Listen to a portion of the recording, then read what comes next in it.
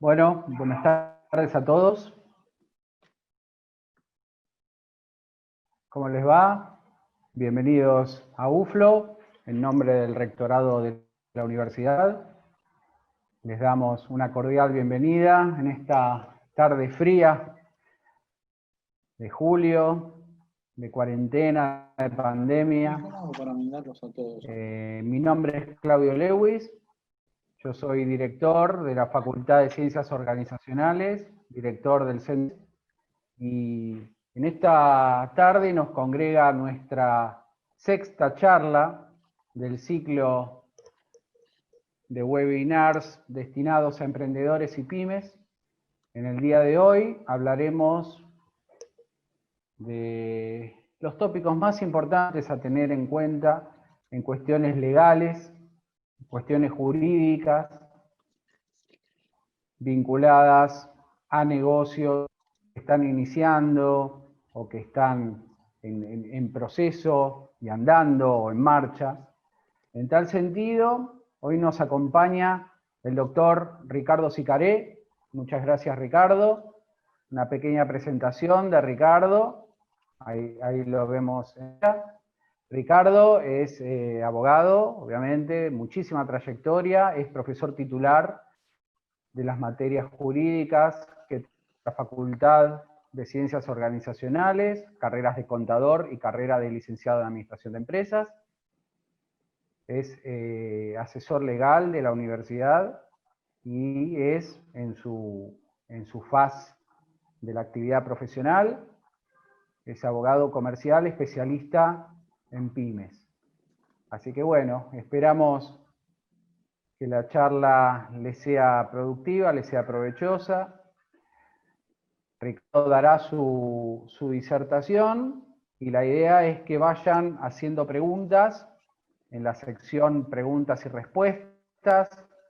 Tratemos de no poner las distintas cuestiones en el chat para no hacer desprolija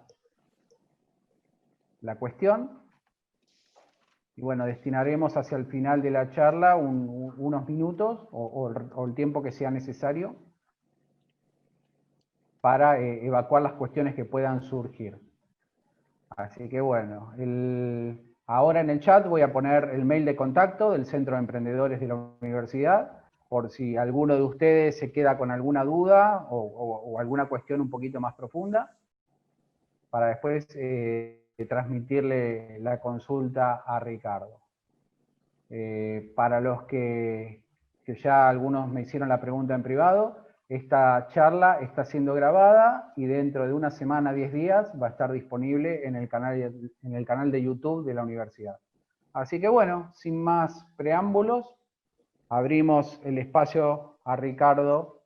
Bienvenido, Ricardo. Muchas gracias. Hola, Claudio. Hola a todos. Muchas gracias por estar hoy aquí presenciando esta charla. No los puedo ver los participantes en estos momentos. Permitime un segundo, Claudio. Ahí está. Bien. Como decía, Claudio, esto del Centro de Emprendedores, como director del Centro de Emprendedores, es un centro que funciona dentro de la Universidad de Flores desde el año 2005 aproximadamente, si la memoria no me falla, y este centro no solo es capacitador de capacitadores, sino que además está para ayudar a todo emprendedor que se contacte con el mismo. Cuenta con una mirada multidisciplinaria el centro, y su desarrollador, su creador, allá por el año 2005, fue el rector emérito, el doctor Roberto Kertés. Yo al centro me sumo más o menos por esos tiempos, y trabajamos mucho la problemática de la empresa familiar, porque vinculado al centro también estaba lo que se llamó el Instituto Iberoamericano de Empresas Familiares, también impulsado por el ya fallecido doctor Kertész. Aquí la idea, como les decía, es ayudarlos. El centro aparte es Ventanilla Pyme, el centro aparte es incubadora. Entonces, bueno, está estructurado de una manera, funciona dentro de la órbita de la Facultad de Ciencias Organizacionales y Ciencias Empresariales. En fin, tiene una trayectoria y una capacidad para abordar estos temas. Y lo que plantea fundamentalmente y entiende que el potencial emprendedor es a quien hay que ayudar. ¿Por qué? Porque el emprendedor, el pyme, explica el 80% de la capacidad de generar empleo, trabajo en nuestro país. Entonces, se estudian y se asesora en base a estas conceptualizaciones. Dicho esto, si les parece, pasamos a desarrollar el tema que nos convoca, para lo cual voy a utilizar un PowerPoint.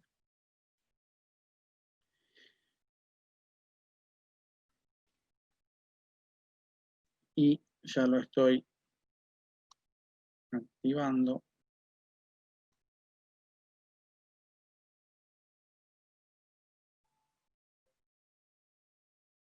Y vamos a ver los aspectos legales del proyecto a emprender. ¿Sí?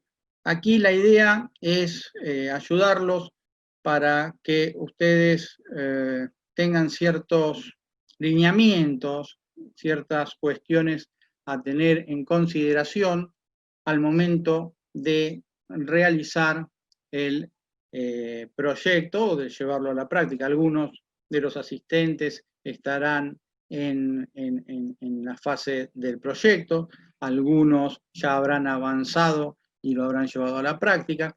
Bueno, para todos ellos es necesario conocer ciertos tips, ciertas cuestiones a tener en cuenta, a tomar en consideración, para poder, digamos, desde el punto de vista jurídico o legal, cumplir con la normativa que abarca a este tipo de empresas, que va a ser aquello que se llama un sistema normativo, que no es solo una norma. Yo les voy a decir qué normas para nosotros deberían ustedes tener en consideración, en cuenta cuando emprenden.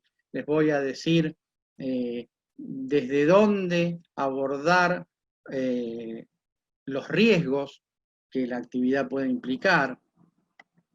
Entonces, ya, si les parece, nos metemos de lleno en el tema.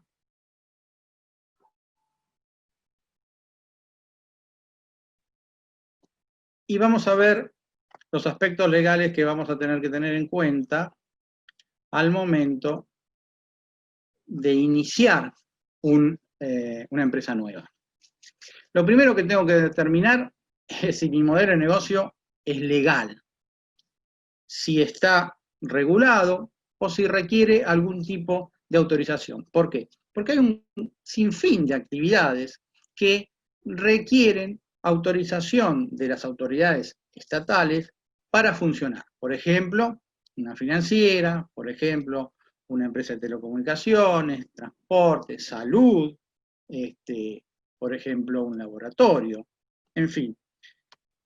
Entonces, antes de iniciar, es adecuado conocer este aspecto para no tener que hacer ningún ajuste sobre la marcha, que generalmente esos tipos de ajustes, si nos enteramos después de la regulación normativa que pesa sobre nuestro proyecto, nos va a salir o muy oneroso o nos va a determinar la inviabilidad del proyecto, se nos va a caer el emprendimiento por desconocimiento de la norma medular, central, madre, que informa o que es de aplicación a nuestro emprendimiento. Por otro lado, es algo fundamental también escindir los patrimonios. ¿Qué quiero decir con esto? Hay que utilizar los elementos societarios adecuados. El riesgo de emprender una actividad, cualquiera sea, un emprendimiento, a título personal, ¿cuál es? Desde el punto de vista patrimonial, que voy a responder con mi patrimonio personal. Ahora, si yo apelo a alguna de las figuras societarias que nos da nuestra ley de sociedades comerciales para escindir el patrimonio y decir, voy a responder en la medida del aporte a mi sociedad, de mi aporte societario, entonces me va a permitir separar el patrimonio personal del patrimonio de la empresa o del emprendimiento. ¿Por qué? Y porque el emprendimiento puede salir mal, por multiplicidad de razones. Entonces, no puedo arriesgar o jugarme en un emprendimiento mi patrimonio personal, lo que capaz que durante toda una vida de trabajo me pude hacer una casita, comprar el autito, y lo voy a arriesgar todo si mi actividad comercial la desarrollo a título personal. Lo que sugerimos es separar los patrimonios, escindir los patrimonios y tener una figura societaria que va a responder en la medida de mi aporte, de lo que yo haya aportado a esa sociedad y nada más, dejando a salvaguarda mi patrimonio personal. Otro de los aspectos, de los tips, es informarme e identificar todos los beneficios fiscales que la ley coloca a mi disposición. Ustedes saben, hay montones de beneficios, de líneas, de estímulo, de programas que puedo plantearme ver si califico. Pero para plantearme, ver si califico en los programas, primero tengo que saber que existen, primero tengo que tomar conocimiento, contacto con esos programas. Por eso, todo lo que sea Secretaría PYME, todo lo que sea Ministerio de Producción, hoy está todo en la web, métanse, busquen mucho y fíjense la cantidad de programas que hay. Generalmente, el Estado, porque aquí no vamos a hablar de gobierno, sino que el Estado, que los gobiernos se van alternando, pero el Estado generalmente brinda estos tipos de programas porque le interesa una razón muy simple, le interesa que los emprendedores puedan poner en funcionamiento su proyecto y que ese proyecto se transforme en una actividad económica concreta que va a tributar. Entonces, esa actividad económica que va a tributar, bueno, le va a pagar impuestos al Estado. El Estado va a poder seguir haciendo este tipo de cuestiones. Entonces, van a dar trabajo, en fin. Por eso, gobierno que sea, más, otro un poquito más, otro un poquito menos, pero todos desde el punto de vista del Estado están interesados en fomentar este tipo de emprendimiento. Ahora bien, ¿por qué va a tener también importancia descubrir, identificar, buscar dónde están estos beneficios fiscales? Porque en los primeros años del emprendimiento, cuando empezamos a rodar, y son años de vaca flaca, no van a ser años exitosísimos. Entonces, el efectivo, el flujo de caja, suele ser bastante escaso y limitado en esos primeros años. Otra de las cuestiones que tengo que tener en cuenta es si necesito capital humano. ¿Por qué?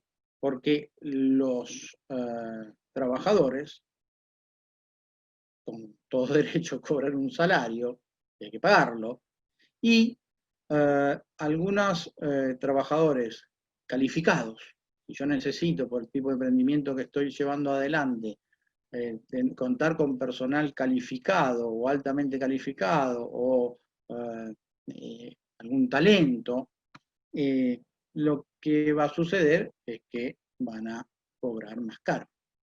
Entonces, muchas veces no tengo en esos primeros momentos, sino que para pagarle, no sé, un monotributo, si querés, pero nada más. Entonces, se pueden apelar a esquemas de asociatividad progresiva o de participación progresiva, lo cual va a ser o puede resultar un incentivo muy interesante que complementa un salario que conforme la calificación del trabajador y no va a estar a la altura, pero sí va a estar una proyección a pasar de ser de empleado a propietario. Bien. Otra de las cuestiones que también es interesante tener en cuenta en estos primeros momentos es, como les decía, tratar de utilizar estas estructuras legales para conseguir también financiamiento, porque no solo me va a servir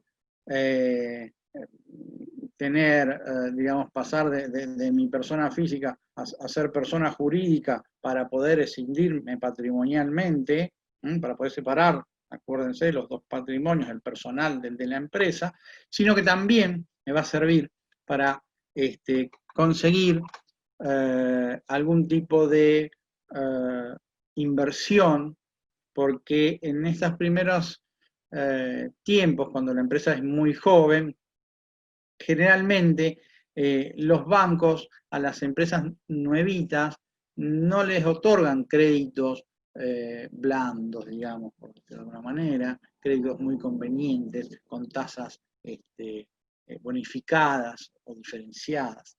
No. Entonces, ¿qué ocurre? Si yo tengo toda una estructura que me permite presentarle el proyecto, y nosotros para eso desde el Centro de Emprendedores podemos ayudarlos, hay inversionistas de capital semilla o inversionistas ángeles que se les llama, que me van a permitir acceder al capital privado que de la otra manera no podría acceder.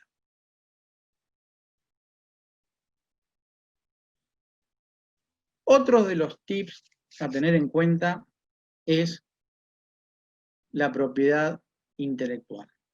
O sea, mi know-how, mi idea, mi desarrollo, lo puedo proteger. Lo puedo proteger. La ley me permite proteger mi obra. Entonces, puedo proteger la propiedad intelectual, los secretos industriales de la nueva empresa, o sea, todo lo que tenga un componente intelectual, como ser un diseño industrial, software, obras científicas o literarias, marcas, patentes, invención, modelos de utilidad, ahora vamos a ver de qué se tratan los más importantes de todos estos que les estoy mencionando, van a tener un valor, o tienen un valor moral y económico que la ley ha decidido proteger. Para eso, en nuestro país existen dos organismos.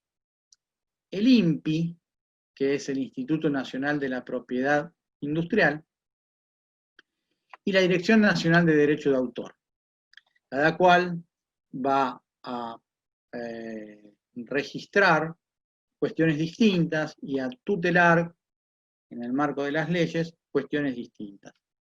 Pero en definitiva se trata de proteger esa propiedad intelectual.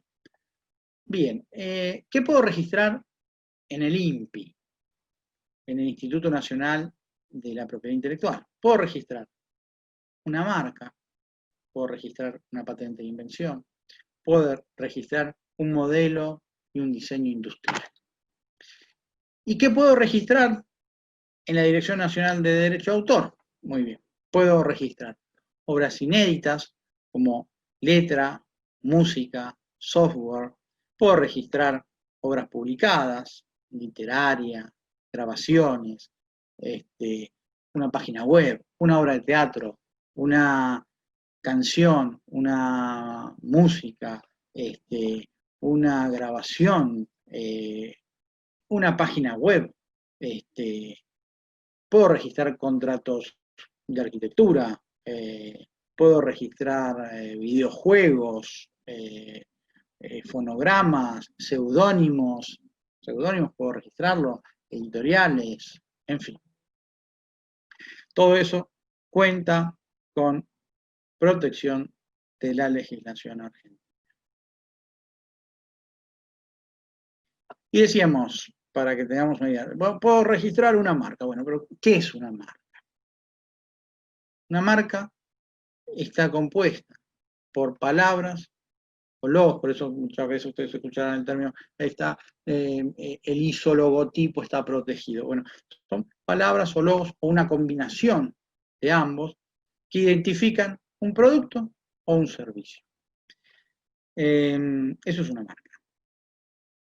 Una patente de invención son todos aquellos productos o procedimientos nuevos. La novedad es uno de los aspectos que requiere una patente de invención, y que entrañen una actividad inventiva y que sean de aplicación industrial. Entonces, requiere tres aspectos: novedad, actividad inventiva y que sea de aplicación industrial. Que sea de aplicación industrial, bueno, novedoso es que no existía antes. La actividad inventiva, que no te copiaste de nadie, que salió de tu cabeza. Y la aplicación industrial es que sirve para ser aplicado a la industria, a todas las industrias. Esa es la patente de invención. Recuerden siempre, tres requisitos: novedad, actividad inventiva y aplicación industrial. Falta alguno de esos tres, no se lo van a registrar. Los diseños industriales. Los diseños industriales, esto está relacionado con las formas o aspectos que se incorporan a un producto y que le va a conferir un aspecto ornamental o estético, lo embellecen al producto, ¿sí? Un modelo de utilidad es una forma nueva, pero obtenida sobre una ya existente, o sea, le introduce a una herramienta, a un dispositivo de trabajo, a objetos conocidos, le introducen alguna particularidad que implica una mejora para la función para la cual fueron creados. Le genera una mejora.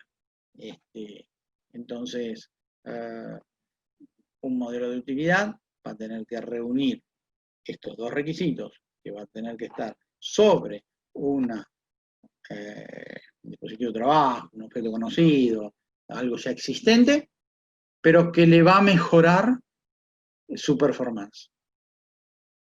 Bien. La propiedad intelectual, una obra científica o literaria.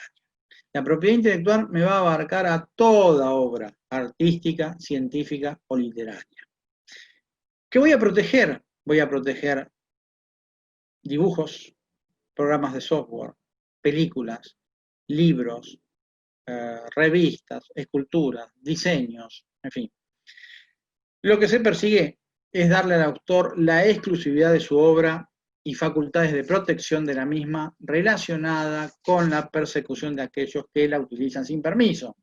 O sea, me da a mí una facultad de salir a perseguir, a buscar y a decirle no podés utilizar esa obra porque es mía, porque tengo un derecho de preferencia, porque yo lo protegí antes. Y yo, para eso, vos vas a tener, tengo ese derecho de perseguir a aquel que me quiere eh, emular, quitar la obra. Y no solo eso, sino que voy a tener también un derecho económico sobre eso, porque me van a tener que pagar mis regalías. Preguntas que suelen surgir siempre cuando tocamos estos temas. La protección, esperen que quiero, bueno, aquí ya nos vamos a otro tema. La protección de una patente. ¿Cuánto dura? Yo lo protegí, bien. Ahora, inventé algo, reuní los 3 requisitos y la protegí. Bien. ¿Cuánto dura? La ley nuestra dice que dura 20 años. La protección de una patente de invención dura 20 años y no se puede prorrogar. Ahora, mientras esa patente, cuando yo voy, reúno estos requisitos nuevamente, ya les dije, y consigo la protección del INPI, lo que va a suceder es que cada 3 años voy a tener que pagar una tasa. Entonces, cada 3 años me protege mi invento hasta los 20 años, pero durante cada 3 años yo tengo que pagar una tasa para mantener esa protección y todos estos derechos de perseguir a aquel que me quiera birlar mi obra o aquel que perseguirlo incluso económicamente, es decir, si ya que la usaste me tenés que pagar. En ese sentido, decía, dura 20 años que son improrrogables, o sea, no se renueva. O sea, yo lo renuevo durante los 20 años, cada 3 años, la protección, pero después se terminó ese derecho de exclusividad que me da. Respecto del derecho de autor, ¿cuánto dura? Ya protegí mi obra, ya la tengo ahí protegida en la Dirección Nacional de Derecho de Autor. ¿Cuánto me dura esa protección? Bueno, esa protección va a durar toda la vida del creador. Toda la vida del creador va a durar esa protección. Y no solo eso, va a durar 70 años después de producida la muerte del creador.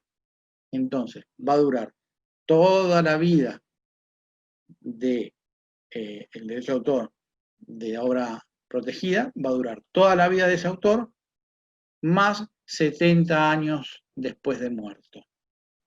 Entonces es amplísimo el plazo de protección. Y después, tanto la patente como la obra artística van a pasar a ser del dominio público. Entonces, cualquiera va a poder copiarla, ejecutarla, sin que esté vulnerando la norma. Mientras tanto, le da una protección al autor, y si ven ustedes que hasta 70 años después de muerto, incluso a la familia del autor le da esa protección 70 años después de muerto, es tiempo, ¿no? Bueno, esa es la intención de la norma de la ley de proteger no solo al autor, sino por lo que se ve a la familia. Muy bien. Hasta aquí ciertos tips que hay que tener en cuenta cuando estoy en el proyecto. Estos tips, todo esto me dicen que está grabado, va a quedar grabado. Yo igual en los comentarios les puedo subir un link a un Drive para que se bajen un PDF de esto también. Así que bueno, cuando terminamos, procedemos a hacer a que ustedes se hagan del material.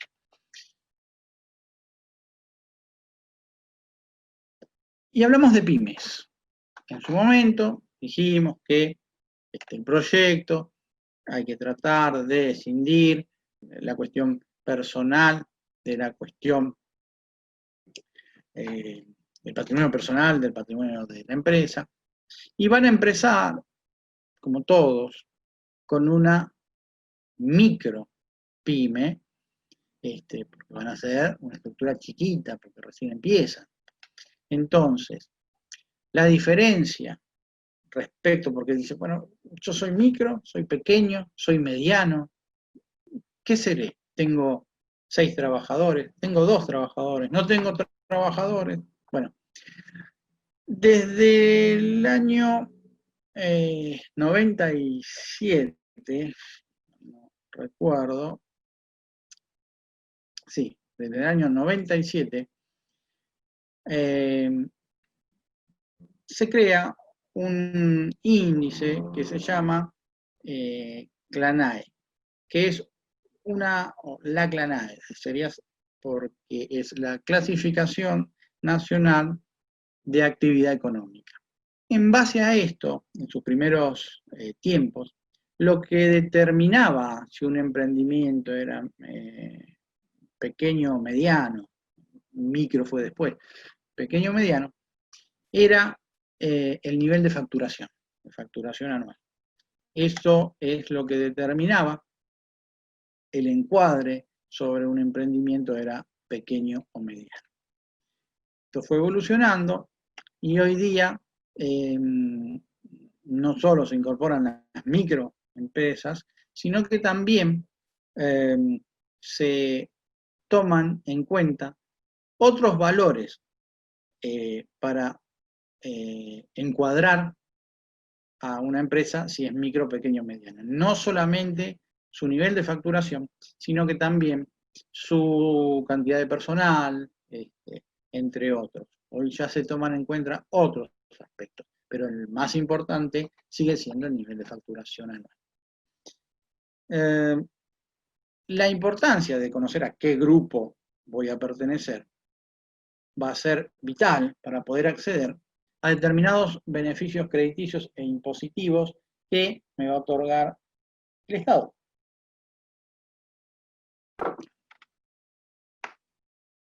Para ser considerada una pyme y poder formar parte del registro de empresas MIPYMES, que lo establece la Secretaría PYME y la AFIP, y conocer bajo qué categoría va a estar agrupada mi empresa, se van a tomar en cuenta, les decía, distintos aspectos, como ser las ventas totales anuales registradas en pesos, el tipo de actividad declarada, el valor de los activos o la cantidad de empleados que se posee, según el rubro o sector de la organización. Esto de las ventas anuales restantes son los balances. Entonces, ¿qué es hoy importante? Bueno, estas 4 cuestiones, balances, tipo de actividad declarada, el valor de los activos y la cantidad de empleados que se posee, me van a determinar la dimensión de mi empresa. Y respecto a esto, en los balances se va a tener en cuenta el valor de las ventas totales anuales, excluido el IVA y los impuestos internos. Y va a depender de si es una empresa que está funcionando o una empresa nueva. Si es una empresa que está funcionando, lo que va a tomar en cuenta para determinar el encuadramiento es si los últimos 3 balances, ¿sí? El promedio ponderado de los últimos 3 balances, contado a partir del último balance. El último balance de este año, 2 años para atrás, los otros 2 balances, un promedio de esos 3 últimos años, de esos 3 balances, me va a determinar mi nivel de facturación.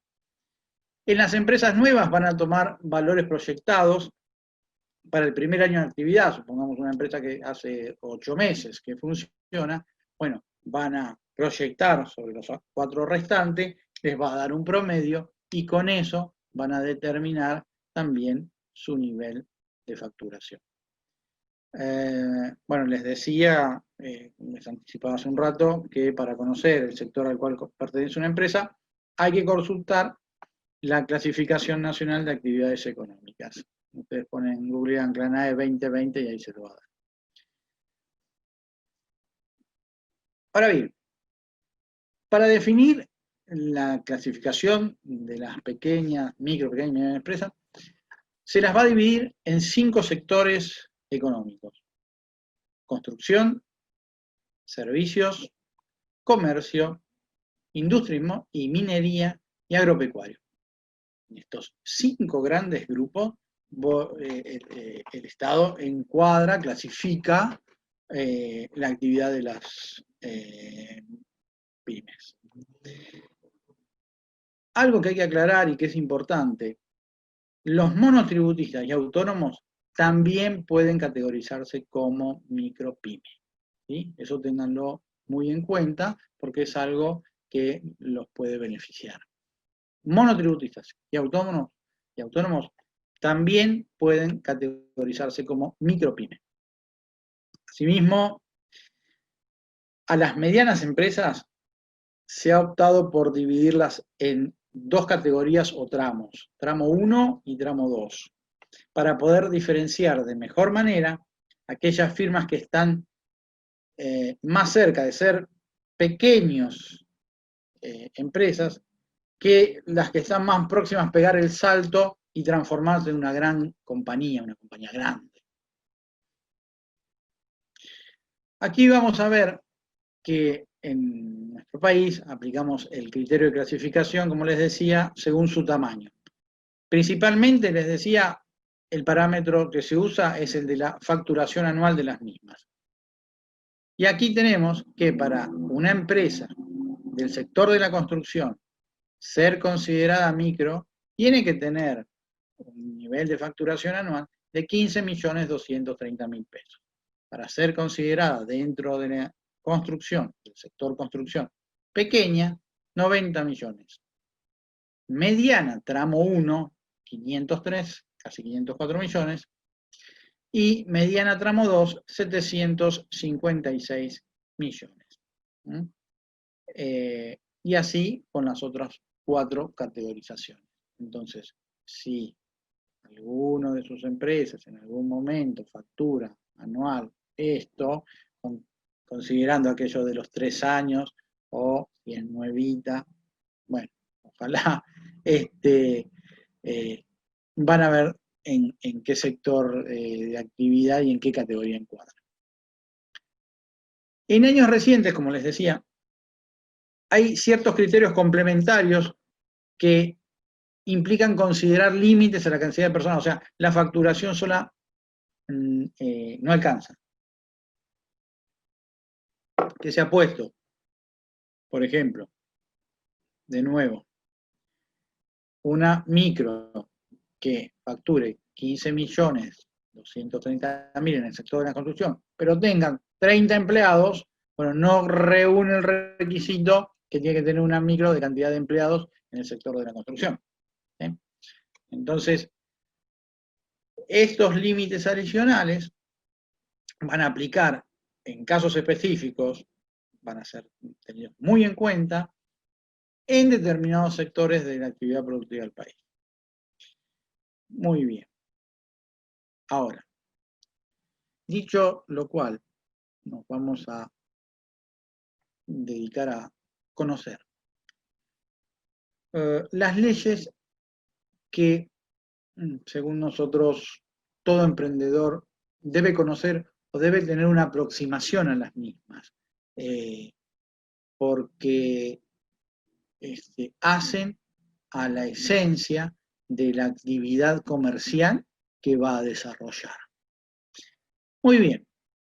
Primero y principal, me voy a dedicar a cualquier actividad que voy a emprender, voy a tener una regulación específica.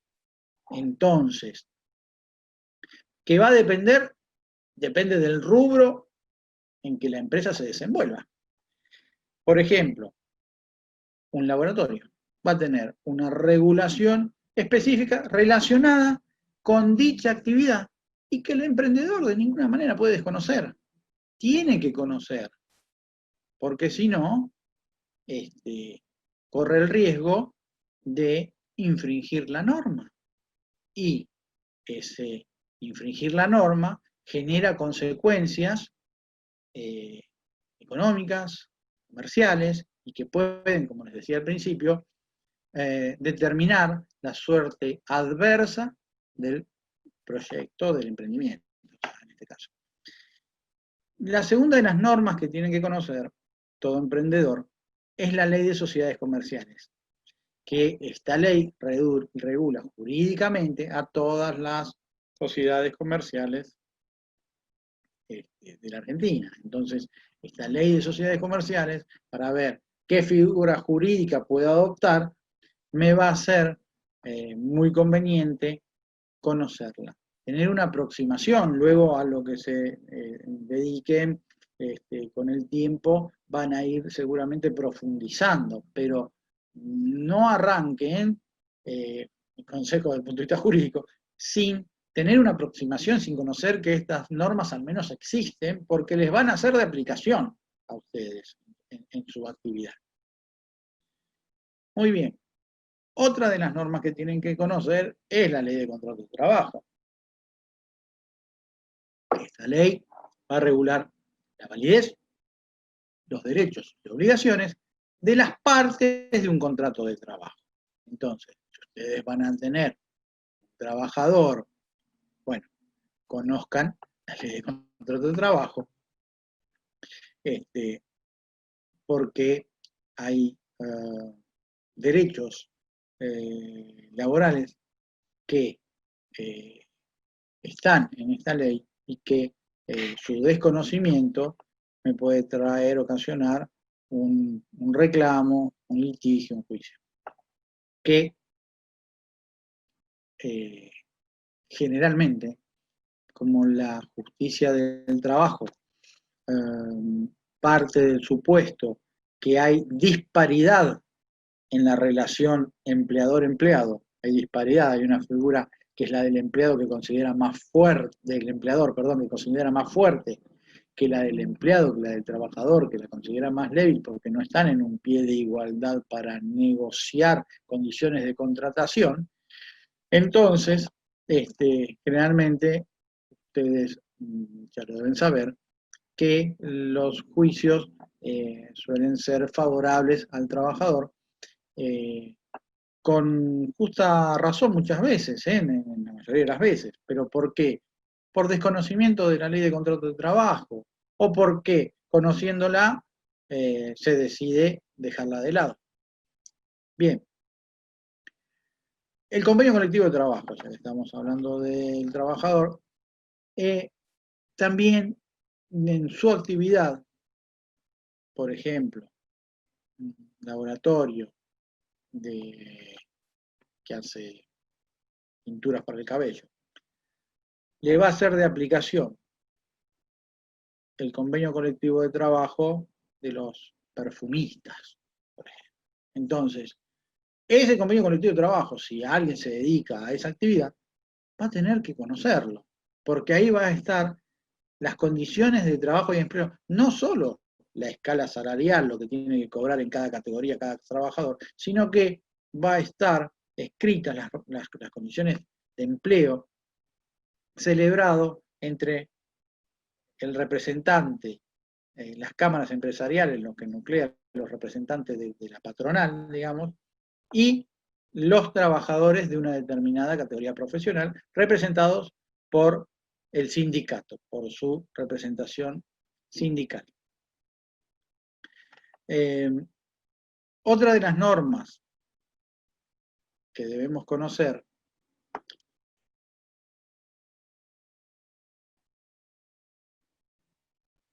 me están entrando preguntas, de alguna manera, si les parece, lo que podemos hacer es, al final de la disertación, las voy contestando para no cortar la idea que venimos desarrollando, ¿ok? Las contesto al final de la exposición. Decía, entonces, la Ley de Defensa del Consumidor es otra de las normas que el emprendedor tiene que conocer, porque aquí va a establecer esta ley normas de protección y defensa de los consumidores. ¿Quién va a ser la autoridad de aplicación? Los procedimientos y las sanciones. En este caso, si bien se dice que todos somos consumidores, ustedes van a comercializar un producto o un servicio, con lo cual van a estar, si se quiere, del otro lado del mostrador. O sea, es muy probable que ustedes reciban los reclamos que originados o que contempla o que tutela en los casos de esta norma, con lo cual, sépanlo, esta norma trae plazos mínimos de vigencias de las garantías, trae qué sucede si un producto sale defectuoso, quién se hace cargo del flete, quién no. Bueno, todas estas cosas, esta ley, desde el punto de vista del consumidor, sí, muy importante, porque somos todos consumidores,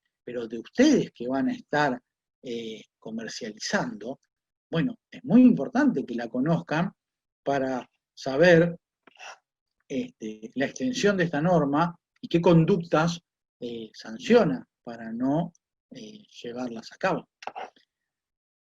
Por otra parte, la ley de lealtad comercial es otra de las normas que todo emprendedor tiene que aproximarse a conocer. Esas normas, la ley de lealtad comercial, va a regular la comercialización y fundamentalmente la publicidad. Lo que está destinada a combatir es la publicidad engañosa. Y alguna cuestión de envasado va a tener esta norma. Ahora, ¿qué va a combatir? La publicidad engañosa. Y por eso, por la aplicación de la ley de lealtad comercial,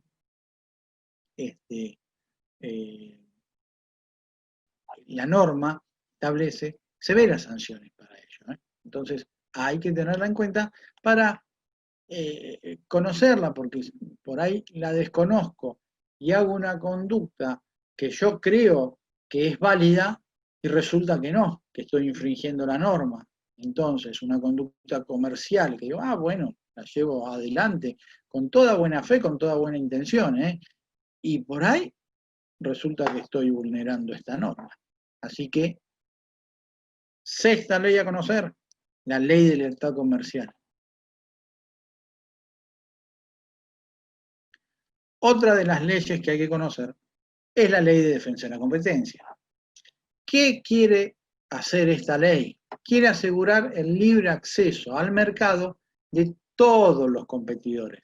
Y en ese orden, prohíbe y sancionan actos que tengan por objeto limitar, restringir, distorsionar la competencia o el acceso al mercado, o que constituyan un abuso de una posición dominante en un segmento del mercado. Entonces, si yo tengo una posición dominante y no dejo hacer una libre competencia, bueno, aquellos ustedes mismos que van a empezar, seguramente ya hay gente establecida en el segmento de mercado que ustedes decidan emprender con su producto o su servicio, seguramente van a tener gente que ya está establecida y desde hace tiempo. Entonces, esta ley de defensa de la competencia, también conózcanla porque pueden presentarse en algún momento alguna suerte de conflicto con alguien que está acaparando el mercado. Por eso ustedes escuchan ley de góndolas que está tan en boga. Pero bueno, en ese caso tiende todo a generar un acceso un poco más justo al mercado consumidor. Otra de las normas que hay que conocer, o al menos aproximarse, es la ley de confidencialidad. Esta ley procura proteger contra la divulgación indebida de toda información con valor comercial y establece que para gozar de protección legal, la información tiene que ser secreta, comercialmente valiosa y protegida contra la divulgación no autorizada. Para eso son los acuerdos de confidencialidad que se suelen firmar en el marco de esta norma y que permite perseguirlo, ese secreto o ese deber de no revelar los procedimientos que te enteraste de mi know-how, por ejemplo, incluso con posterioridad a la desvinculación de esa persona de mi empresa. Otra de las normas que debemos de conocer es la ley de marcas. Mediante esta ley se va a regular la manera de adquirir, transferir, renovar o extinguir la propiedad sobre signos registrables. Aquello que hablábamos al principio, de que si las marcas gozaban de protección, ¿sí? Bueno, gozan de protección, por lo tanto, tengo que conocer esta ley para poder proteger mi propia marca. Perdón. Estamos en la ley de patentes, me parece, sí. La ley de patente, esta ley procura la protección del derecho de inventar y el reconocimiento sobre el invento, lo que hoy también abordamos al principio. Entonces, esta ley, si tengo una patente de invención, es conveniente, o si voy a generar una patente de invención, es muy conveniente que la conozcan.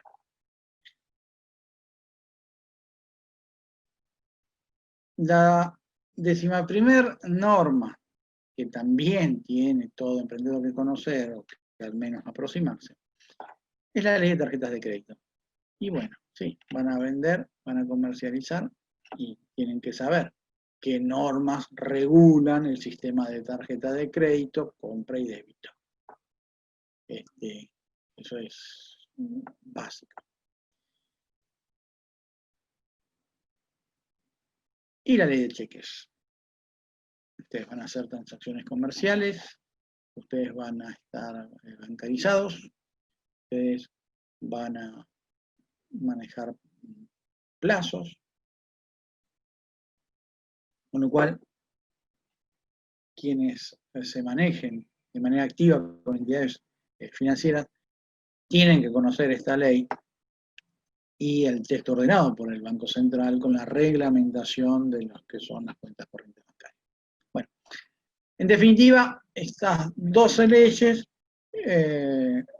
a nuestro criterio, son las que todo emprendedor debe de familiarizarse con las mismas Aunque existen infinidad de leyes más que son de aplicación concreta y cotidiana a la actividad económica del emprendedor.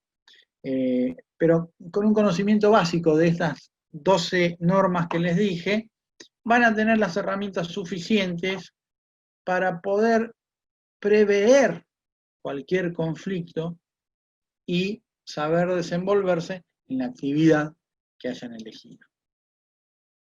Bueno.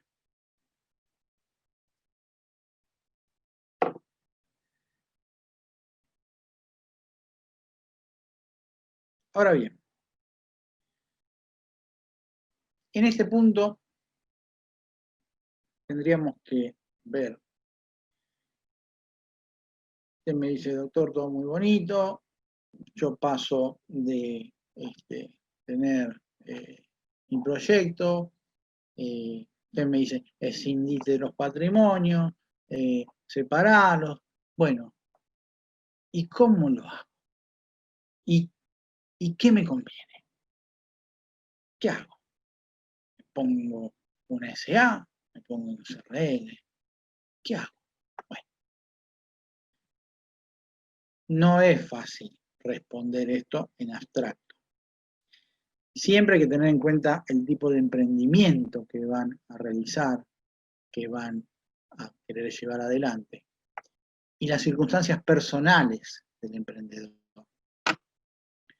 Ustedes tengan en cuenta que más difícil el emprendimiento, mayor sofisticación del mismo, mayor financiación, si no tenés recursos, financiación externa de un inversor ángel, de un banco con un préstamo, a eso me refiero con una financiación externa, y mayor cantidad de personas involucradas, porque yo solo no puedo, entonces tengo que tener dos más que me ayuden, bueno, mucho más complicada va a ser la estructura jurídica y mayores van a ser los costos que tengan que asumirse.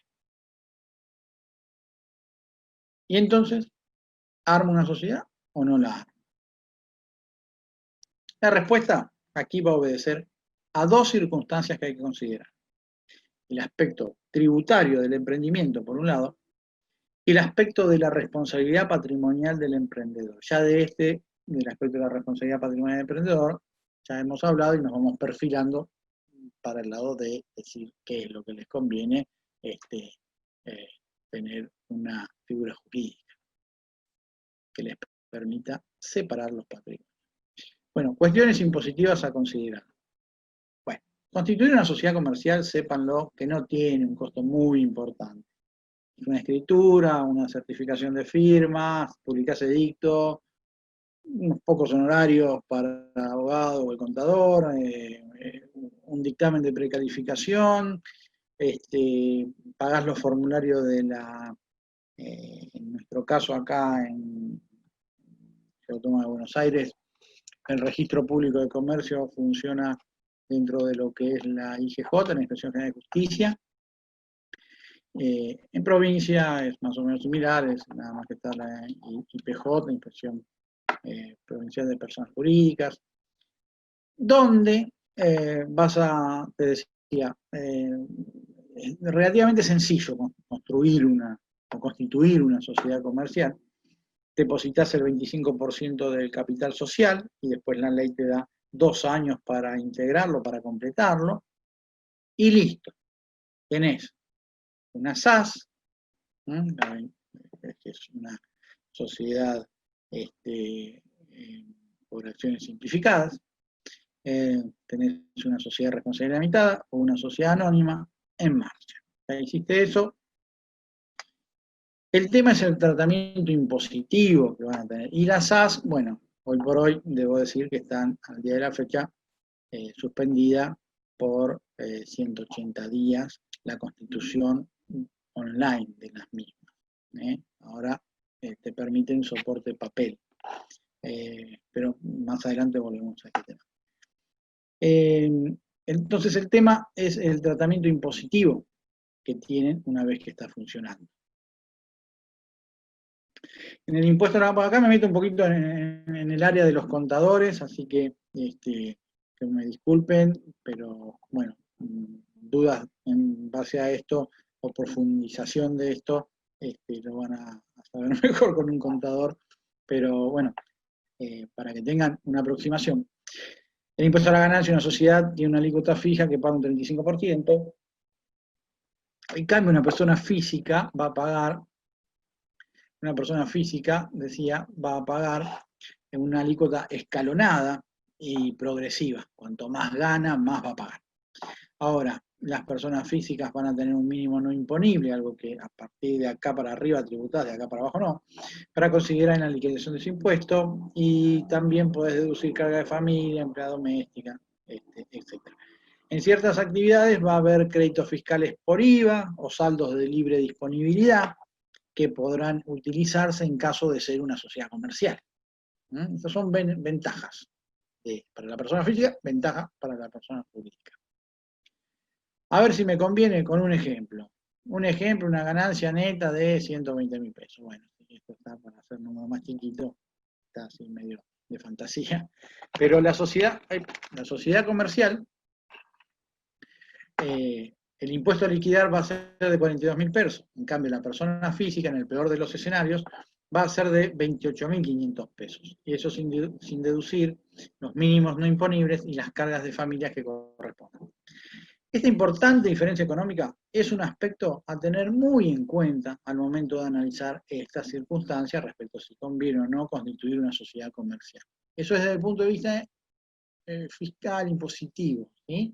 Desde el punto de vista jurídico, siempre lo mejor es escindir los patrimonios, separar mi patrimonio personal del emprendimiento, para que no se confunde, no haya confusión patrimonial y si me va mal, me lleven todo mi patrimonio.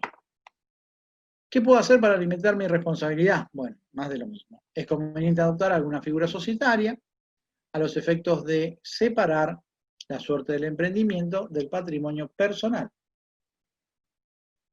Preferentemente una sociedad por acciones simplificada o una SRL, una sociedad de responsabilidad limitada, que frente a una sociedad anónima tiene un poquito menos costos de constitución y de funcionamiento, y generalmente es más versátil, más simple en el modo de adoptar las decisiones, ¿sí? Pero tiene las mismas ventajas en cuanto a la protección del patrimonio personal de los socios, o sea, sirven para separar los patrimonios.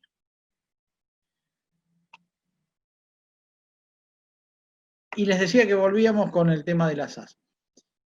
Tenemos que tener en cuenta que la Inspección General de Justicia dictó el día 26 de febrero una resolución general que llevó el número 6 del 2020, que suspende por un plazo de 180 días la constitución e inscripción de sociedades por acciones simplificadas, las famosas SAS, y toda tramitación de los actos concernientes a su operatoria, que requieran inscripción a través del Sistema de Gestión Documental Electrónica, el GDE.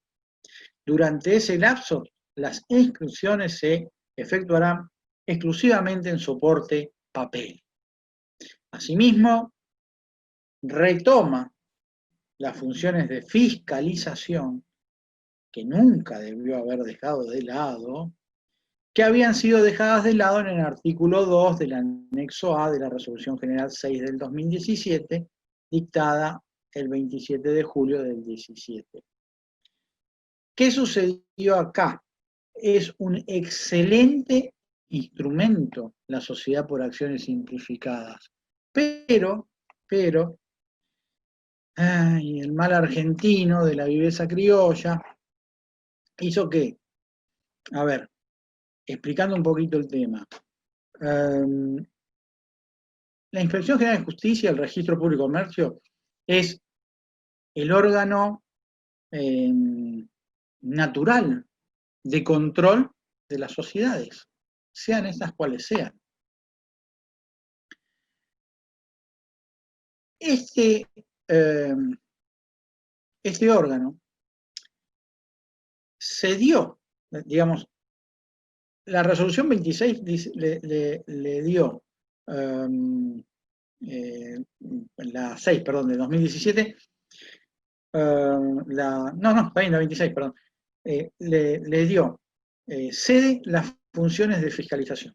Dice, esta Inspección General de Justicia va a generar o va a guardar para sí el registro únicamente, y no las cuestiones de fiscalización. Las cuestiones de fiscalización se las dio a otro organismo. A ver, esto es lo mismo que decir que si una persona que estudia en una universidad, el órgano de control natural de una universidad, es el Ministerio de Educación.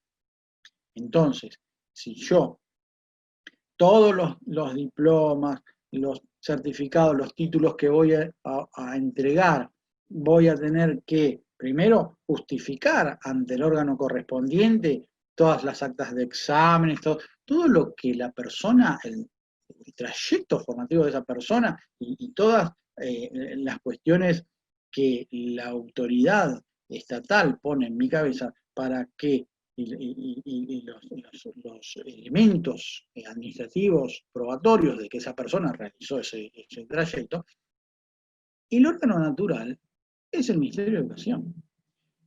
¿Qué sucedió acá?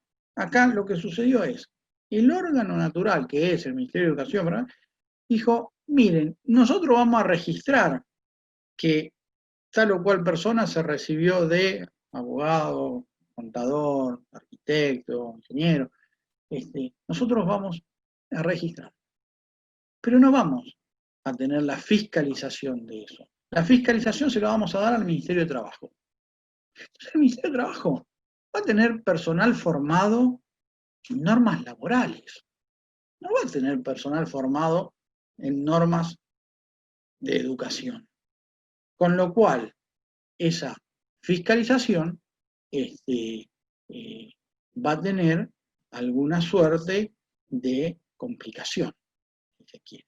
Entonces, no va a salir todo lo bien que saldría desde el órgano natural de fiscalización de esa institución.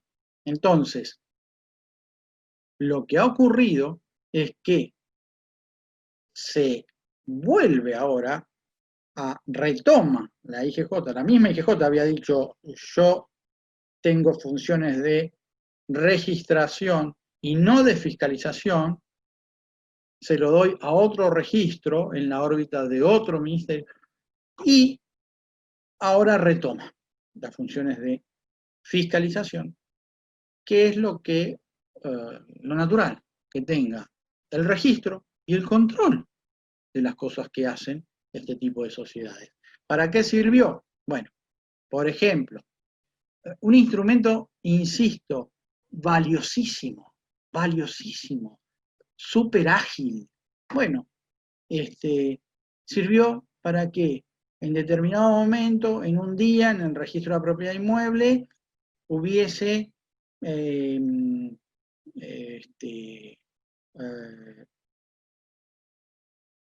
transacciones, inscripciones, producto de transacciones de inmuebles por 8, 10 millones de dólares,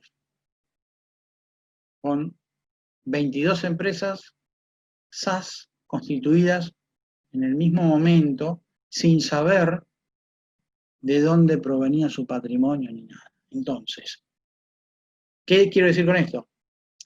Por culpa nuevamente, de esa viveza criolla, nos estamos perdiendo de un instrumento que es buenísimo, es súper ágil, y que bueno, ojalá que reconsideren o que sea transitorio estos 180 días, y que podamos volver a constituir, porque imagínense que el capital social que pedían era de 2 salarios mínimos vitales y móvil. Entonces, para el emprendedor que recién está comenzando, juntar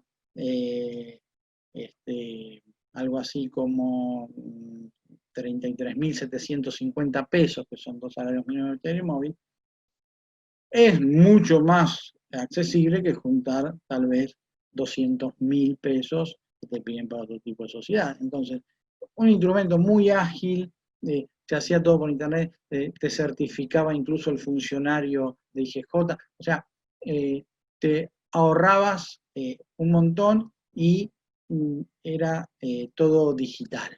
Eso era, te permitían los libros también digitales. Bueno, hagamos fuerza porque ese instrumento se mantenga, porque para el emprendedor es muy, muy útil. Bueno, yo creo que con esto han tenido un pantallazo general de las... bueno, aquí terminamos. De las alternativas con las que cuenta y que tendría que conocer, digamos, un emprendedor, algunos al principio unos tips que hay que tener en cuenta, y por el otro lado, unos normas, un conjunto normativo que tienen que conocer o al menos familiarizarse, aprender, luego profundizarán en base a las experiencias que le vayan sucediendo, pero antes de comenzar, hagan una checklist y tilden esto, la leí alguna vez a esto, pucha, voy a pegarle una leída, a ver si yo, no sé, la ley de defensa del consumidor, y le voy a pegar una leída, a ver si por ahí, de buena voluntad, sin querer, estoy comprándome un problema. Bueno, muchas gracias a todos. Y ahora pasamos, si les parece, a las preguntas.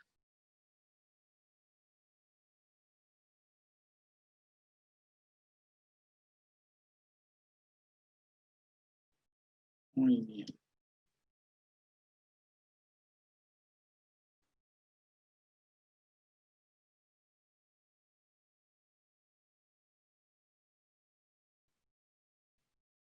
Gustavo.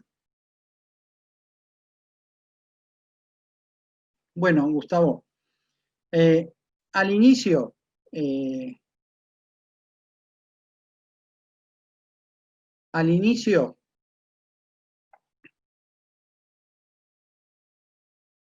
bueno, estamos con las preguntas, espérenme, le vamos a contestar a Gustavo Cisneros.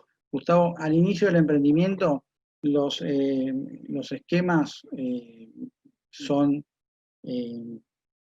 para contratar, digamos, deduzco por tu pregunta que para ver alguna forma de contratación que de alguna manera te permita dejar provisoriamente de lado la ley de contrato de trabajo. Si es esto lo que entiendo de tu pregunta, podés emplear algún tipo de esquema de monotributo, de hacer una relación civil, una locación de servicios, donde la persona te brinde sus servicios de alguna manera y que los facture.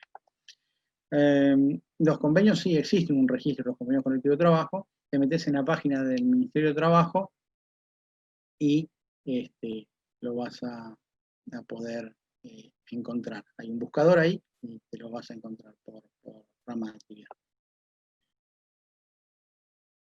Las SAS, no, son posibles en otras jurisdicciones también y tienen sus propias regulaciones. ¿Sí? Son posibles en otras jurisdicciones. ¿Las SAS se pueden seguir creando? Sí, pero en papel. Fernando, es así. Puedo seguir creando, pero en papel. Con lo cual, te va a demorar más. Con lo cual, entiendo que si sacaron una disposición que suspende por 180 días y ahora el Senado sancionó, o sea, media sanción del proyecto de ley que suspende también por 180 días las SAS, entonces ahora pasa a diputado y hay que ver para que se transforme en ley el voto de diputados, se confirma el voto de diputados, y si el Ejecutivo promulga, bueno, habrá una ley que suspende por 180 días y a partir de cuando salga la ley, con lo cual el papel va a tardar, va a quedarse un tiempito, supongo, va a quedarse. Algo que no prespone la norma, y entonces ellos verán por vía de resoluciones de seguir prorrogando estos 180 días. Ojalá que no, pero bueno, sí se puede en papel. Y Fernando, no, sos monotributista, lo que vas a tener que tener es clave fiscal nivel 3. Eso vas a tener, pero eso es más una pregunta para los contadores. Pero yo ya te la digo. Muy bien. Sí, Fernando, se puede. Se puede. Lo que pasa es que está dirimiendo el Congreso y hay una resolución que suspende por 180 días la creación por vía digital. Pero sí, se puede. Ahora, a ver, pensemos un poco. Si yo estoy sacando una norma que digo que no, que vía digital no, y estoy trabajando también porque el director de la Inspección General de Justicia pertenece o es puesto por el gobierno de turno. Entonces, va seguramente a seguir los lineamientos del gobierno de turno. Si los lineamientos del gobierno de turno son que estoy sancionando una norma para que siga esta suspensión, y lo más probable que lo tomen al trámite, pero que sufra alguna demora. Eso puede suceder, pero bueno, sería contrafáctico decirlo. De todas maneras, concretamente la pregunta, ¿se puede ahora, mientras el Congreso dirime? Sí, se puede. Perfecto. Ahí les subí en ese drive, encuentran el PDF y ya se quedan con el material. Bueno, les agradezco a todos, espero haberlos ayudado, esperamos desde el Centro de Emprendedores haberlos ayudado. Y bueno, quedamos a disposición para alguna cuestión individual que requiera un poquito más de precisión o de elaboración en la respuesta, podamos brindárselas. Así que ha sido un gusto y muchas gracias. Estamos por terminada la charla. Muchas gracias.